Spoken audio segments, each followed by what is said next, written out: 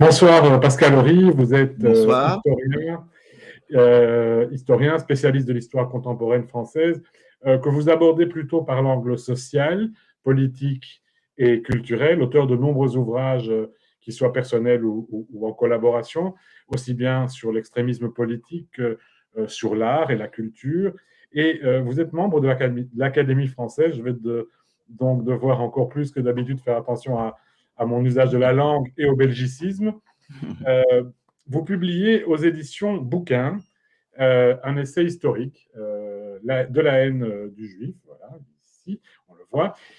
Je l'ai dit, hein, dans le cadre de l'extrémisme politique, vous avez écrit sur la collaboration et sur l'occupation, sur le fascisme. Vous dédiez d'ailleurs ce livre à Léon Poliakov, le grand historien de l'antisémitisme et de la Shoah. Qu'est-ce qui vous a poussé en 2021 de vous pencher sur la haine du juif? Alors, je ne l'ai pas dit en détail dans ce livre, au reste assez court, mais j'avais l'intention d'écrire ce livre depuis longtemps. J'avais pris des notes. Il était en cours de rédaction, mais j'ai pris mon temps. Voilà. Ça m'arrive d'ailleurs assez souvent. Il y a une sorte d'accélération qui est franchement indépendante de la conjoncture. Il se trouve que l'éditeur des nouvelles éditions Bouquin, jusqu'à présent il s'agissait d'une collection, m'a demandé si je ne pouvais pas lui proposer un essai. Bon, celui-ci était déjà très largement engagé, donc j'ai poussé les feux. Et voilà. Évidemment, on peut toujours penser qu'inconsciemment, la conjoncture pouvait m'inspirer, mais bon, vous avez donc lu mon livre. Je pense que la conjoncture peut nous inspirer depuis 2000 ans, donc pourquoi pas maintenant.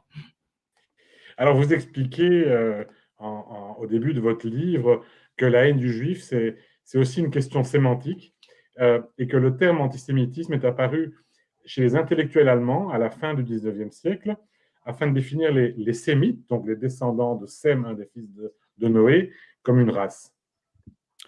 Tout à fait. Le livre, tout à fait, en fait, à l'origine, est lié à cette réflexion sémantique, y compris à celle portant sur la notion de question juive, puisque ce qui me paraissait évident d'emblée, même quand c'est Jean-Paul Sartre qui utilise le terme comme titre d'un ouvrage fameux publié juste après la Seconde Guerre mondiale, Réflexion sur la question juive. Déjà, la notion de question juive est une notion piégée. Il n'y a de question juive, à mon avis, que dans une perspective anti-juive. Donc il faut se méfier du vocabulaire. Antisémitisme, vous l'avez dit, vous avez dit l'essentiel, c'est une formule du 19e siècle, de l'époque où la science avec un grand S tend, au moins dans les avant-gardes intellectuelles occidentales, à remplacer ou vouloir remplacer la religion avec un grand R ou un petit R. Et effectivement, mettre en avant la notion de sémite, qui est une notion linguistique, ce qui veut dire que d'ailleurs le terme est de toute façon inexact parce qu'à ce moment-là, ça intégrerait aussi les entre guillemets arabes, par exemple, qui sont des sémites linguistiquement parlant, c'est vouloir donner une assise scientifique à une mise à distance qui est d'origine plus ancienne et religieuse. Donc déjà, le terme est inadéquat. Deuxièmement, il a été forgé au 19e siècle par les antisémites, parce qu'il aurait pu être forgé par les victimes, mais non. C'est, j'allais dire, le bourreau qui forge cette notion-là. Ça la rend encore plus suspecte. Donc, comme vous l'avez vu, je la conserve à partir du 19e siècle. On va sans doute y revenir. Pour avant, je pense qu'elle n'est absolument pas pertinente. Je propose anti-judaïsme. Je ne suis pas du tout le premier à le dire. Mais même pour ça, il faut quand même établir des limites. Et ma première et principale thèse concerne le fait que il n'y a en effet une question juive aux yeux des anti-juifs qu'à partir du christianisme. Ce qui fait que Oui. je rends hommage à Léon Pinsker, relayé il y a quelques années par Pierre-André Taguieff, qui ont proposé de parler de judéophobie, ce qui a au moins l'avantage d'être relativement neutre. Mais c'est vrai que pour le titre de mon ouvrage, je suis allé plus à l'essentiel, à savoir la haine pour une catégorie d'êtres humains qui s'appelle les juifs, d'où la haine du juif en titre général. Alors, effectivement, vous venez de le dire, hein, la période du christianisme, et d'ailleurs, quand on lit votre livre, qu'on soit juif et donc directement concerné par l'antisémitisme, ou non juif, mais touché ou heurté par ce phénomène finalement toujours présent, euh, on, on aurait mieux vécu ou on serait mieux à vivre pendant l'Antiquité, une période que vous racontez pendant laquelle on peut penser que le problème n'existait pas. Oui, alors j'insiste beaucoup sur cette dimension-là, puisque j'ai sous-titré le livre Essai historique. Historique veut dire que je suis historien de profession, j'essaye de documenter, ce qui reste un essai où je défends une thèse, mais je la défends mordicus, puisqu'on parle d'Antiquité. Évidemment, je sais très bien, et j'ai lu les bons auteurs, que certains vont affirmer qu'il y a une question juive avant le christianisme. Mais ça se fonde, à mon avis, sur deux biais. Le premier biais, c'est déjà tout simplement la Bible, qui est le mythe au sens étymologique du terme. C'est un mot neutre, pas du tout péjoratif, du peuple juif. C'est le récit que se raconte le peuple juif. À la limite, chaque peuple a son ou ses mythes. Et cette déformation, ce biais, est lié au fait que le peuple juif est l'acteur central de la Bible. Dans ses malheurs comme dans ses joies, de toute façon, il est au centre de tout. On le sait bien maintenant, grâce aux travaux en particulier de savants israéliens, ça c'est très important, archéologues, épigraphistes, etc., que le peuple hébreu, qui deviendra peu à peu le peuple juif, bah, c'est un petit peuple parmi d'autres, de ce qu'on appellera plus tard le Proche ou le Moyen-Orient, qui est soumis à des contraintes géopolitiques qui font qu'il traverse des périodes de grande liberté, de grande autonomie, au contraire de contraintes. Et quand on entre dans la logique de l'Antiquité qu'on connaît mieux, et encore mieux documentée, les Perses, les Grecs, la période hellénistique, et les Romains, on se rend compte qu'il n'y a pas un statut particulier aux Juifs, même si ça n'exclut pas des moments de guerre, en particulier le moment sur lequel se termine presque la Bible standard, qui est d'ailleurs plutôt celle des chrétiens que des Juifs, c'est la révolte des Maccabées. Bon, c'est une révolte contre un souverain grec qui veut imposer son autorité, y compris sur le plan religieux. Mais c'est l'exception, c'est absolument l'exception qui confirme la règle, à savoir que, par exemple, le monothéisme hébreu et donc finalement juif, qui d'ailleurs ne se met en place que très lentement, beaucoup plus lentement que ce que nous laisse entendre la Bible, ce monothéisme ne pose pas un problème particulier aux différents peuples avoisinants. Dans la logique polythéiste, c'est la particularité religieuse du peuple juif.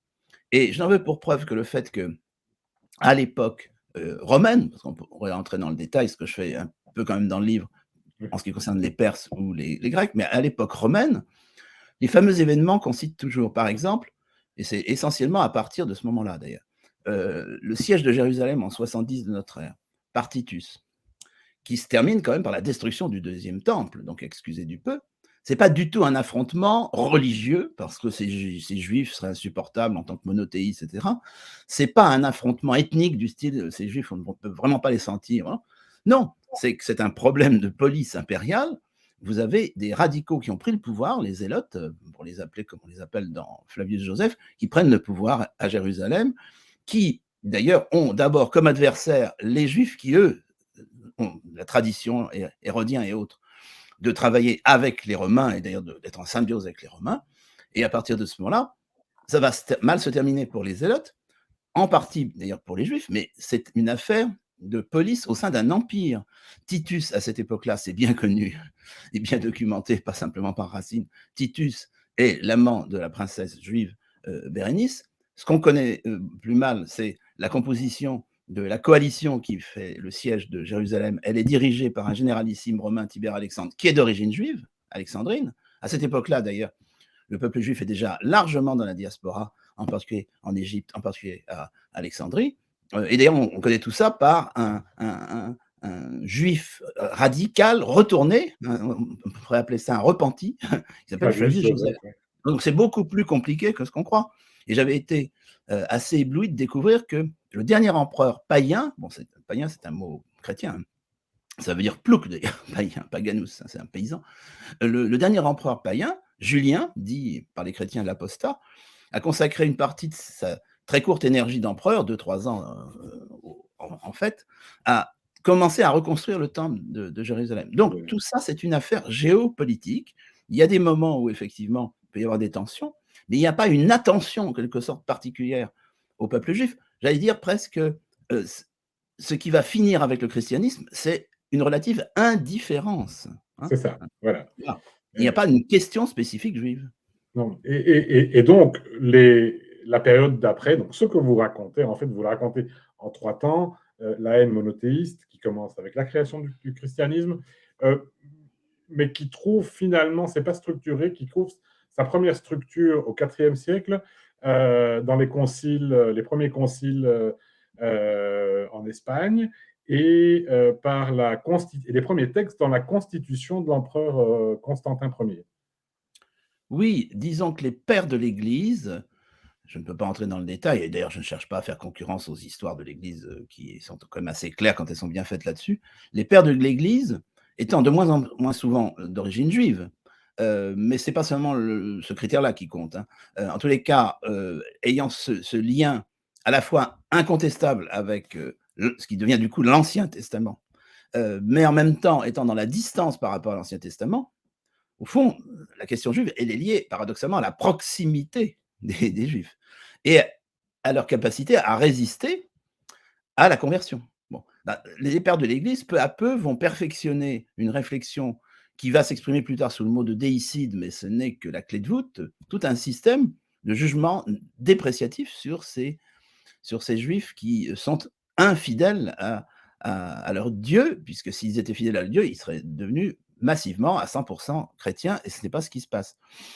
Et en effet, dès que le christianisme s'impose à la tête de l'Empire romain, qu'ensuite, d'ailleurs, un certain nombre de souverains chrétiens veulent faire du zèle, et comme vous l'avez dit, ça commence dès le 4e, 5e, 6e siècle, on voit sortir des mesures qui sont spécifiquement discriminatoires à l'égard des Juifs.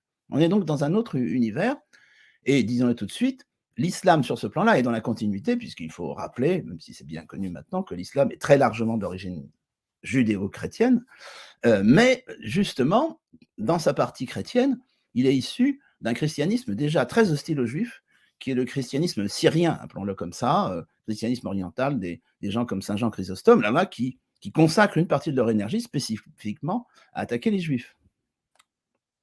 Alors, vient après la période que vous appelez la haine athée, environ 5 siècles entre la réforme protestante, le début des Lumières, et se termine par la Deuxième Guerre mondiale. On est dans une ère qui commence par les premières mesures d'émancipation, après cette période que vous venez de raconter, et finit par la Shoah. Alors, comment est-ce que ce cheminement sur 5 siècles a pu avoir lieu? Alors effectivement, ce qu'on peut appeler une pensée libérale, assez marquée par le protestantisme. Luther, à la fin de sa vie, est extrêmement hostile aux Juifs, mais la logique vétérotestamentaire, appelons-la comme ça, du protestantisme et d'autres éléments de la doctrine protestante jouent en faveur quand même des Juifs.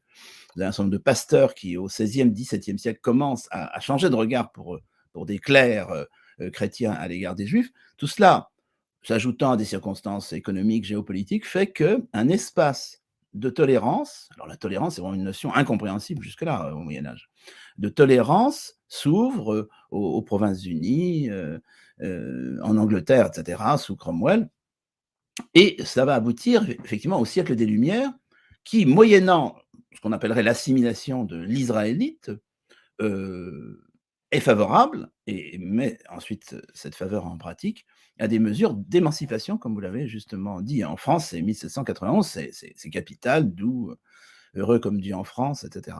Donc ce qui est impressionnant, c'est que ce mouvement libérateur, qui ne concerne d'abord que l'Occident, hein, je ne parle pas des pays musulmans du pourtour méditerranéen, etc., mais quand même, le mouvement, le branle est donné, logiquement, devrait régler définitivement la question. Eh bien non, parce que, on l'a évoqué à propos de l'antisémitisme tout à l'heure, en même temps, bon, l'inventeur qu'on évoquait, sans le nommer, Wilhelm Marr, du concept d'antisémitisme, est un intellectuel allemand de culture effectivement linguistique, ethnologique, raciste. Eh bien, c'est un intellectuel de la gauche radicale. Hein, c'est un athée matérialiste. Donc, il y a effectivement maintenant une hypothèse qui exclut la référence à Dieu. On peut détester les Juifs sans se référer à Dieu, on se réfère à la race. Et sans le savoir éventuellement, ou en le sachant très bien, on puise dans, là, pour le coup, plus de 1000 ans de haine religieuse anti-juive qui a accumulé le complotisme, les crimes rituels, l'exécration de l'usurier juif et on remplace l'usurier juif par Rothschild, ça fonctionne. Ce qui Mhm. explique que les deux forces qui sont alternatives du grand mouvement libéral central, à savoir les traditionalistes chrétiens ou musulmans, et une partie, on va dire minoritaire, mais pas négligeable, des socialistes, sont anti-juifs. C'est quand même très impressionnant de voir que, par exemple, vous avez deux communards, hein, on ne s'imagine pas que la commune va s'inviter dans cette histoire, même si, vous avez deux communards, deux jeunes communards qui vont mourir tragiquement, Gustave Tridon et Gustave Flourens, qui sont absolument antisémites avec une conception fondée sur l'opposition entre ariens et sémites. Ce sont des communards, ce sont des socialistes de la tendance blanquie. Donc ça pénètre jusque-là. Et on est moins étonné à ce moment-là des convergences autour, en particulier, du national-socialisme au XXe siècle. Alors, ensuite vient la période que vous appelez dans votre livre les 30 glorieuses de la judéophilie. D'ailleurs, étonnant, le correcteur d'orthographe de Word ne reconnaît pas le mot judéophilie et me conseille judéophobie lorsque je l'écris.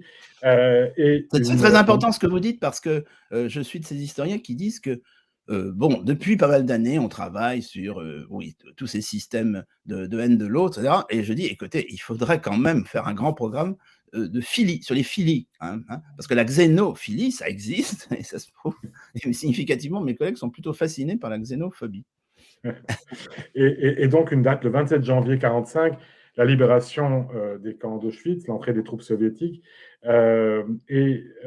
Finalement, ce qui va dicter les années à venir, et donc ces 30 glorieuses, c'est ce sentiment de culpabilité qui va permettre la création d'Israël, l'identité juive reconnue et encouragée dans la vie sociale et culturelle, pour la première fois depuis 2000 ans, depuis la création du christianisme. Tout à fait. Une fois de plus, on peut penser que l'histoire se clôt de manière positive, un peu comme la précédente séquence avec l'émancipation des Juifs à partir du siècle des Lumières. Là, c'est, j'allais dire, l'effondrement du Troisième Reich, etc.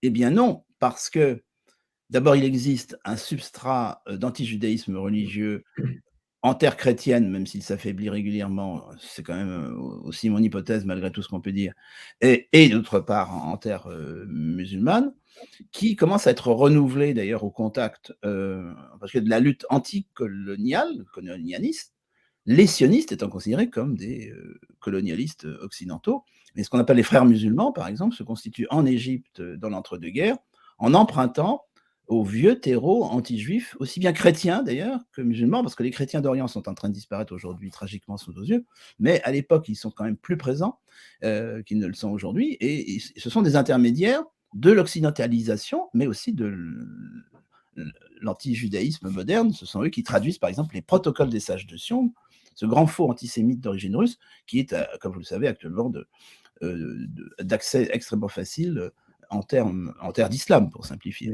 Oui. Et Israël, la géopolitique, le sionisme, donc l'antisionisme, sert effectivement d'aliment. Alors, il y a l'éternelle problématique de savoir à quel moment on basculerait de l'antisionisme à l'antisémitisme, à la haine du juif. Il est évident que je n'ai pas un instrument de mesure perfectionné pour dire « Ah, depuis 30 secondes, vous êtes devenu antisémite », mais enfin, il est clair qu'il y a circulation, et les protocoles des sages de Sion, pour ne citer que leur exemple, sont explicitement cités dans la charte du Hamas. D'autre part, il n'y a encore pas si longtemps, on est en 2002, vous avez sur une chaîne de télévision égyptienne Le Cavalier sans monture, donc une série télé qui est entièrement inspirée par le faux antisémite des protocoles des sages de Sion. Donc là, l'ambiguïté, voire l'équivoque, est complète.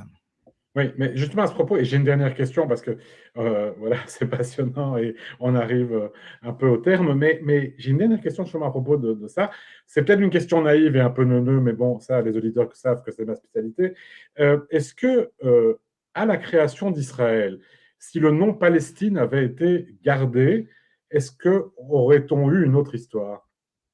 Mais vous savez que c'est une question, en effet, qui est vérifiée, c'est documenté. Il y a une hésitation sur le nom. C'est a posteriori que le choix d'Israël est devenu évident, mais d'autres noms. Alors, c'est pas tellement Palestine dans mes souvenirs qui a été proposé, mais c'était Judée. Judée, Oui. après tout. Je pense que ça n'aurait pas réglé le problème, effectivement. Palestine, oui, mais franchement, Palestine avait été choisie déjà à l'époque romaine pour mettre à distance les juifs zélotes, hein. Donc Oui, le mal, à mon avis, était fait. Non, la oui, question est de savoir si il peut y avoir, dans une perspective humaine, donc une autre génération, cher Frédéric Bergman, même si vous êtes plus jeune que moi, mais ou pas, s'il peut y avoir résolution du problème géopolitique, par exemple sous la forme de 2 deux États. États. Oui, C'est vrai qu'à l'heure actuelle, on peut dire que cette perspective qui se paraissait se rapprocher, se rééloigne comme l'horizon, hein. Si cette question n'est pas soldée, il est évident qu'il y a un ciment antisioniste, donc quand même anti-juif, permanent entre des opinions publiques, des États souvent, parce que le problème c'est le relais par les États, donc majoritairement des États, mais aussi, alors là, très majoritairement des opinions publiques proches et moyen-orientales, qui trouvent ce ciment-là, alors qu'elles sont divisées sur tous les autres plans. Donc Israël sert aussi à ça. Ajoutons qu'une loi comme celle de 2018 a aggravé les choses, évidemment. oui. Alors, bon, votre conclusion n'est pas optimiste, hein. Selon vous, l'antisémitisme ne disparaîtra que quand juifs et anti-juifs auront disparu, en d'autres mots, à la fin de l'humanité. Euh, voilà, c'est un livre forcément que je conseille, qui est très bien documenté, qui est voilà, nécessaire, même si on sait ce qu'on vit en tant que juif en diaspora. Mais l'histoire est toujours bonne à savoir et probablement pas connue de tous. Merci beaucoup, Pascal Horry. Merci à vous. Passez une bonne soirée et à bientôt. À bientôt.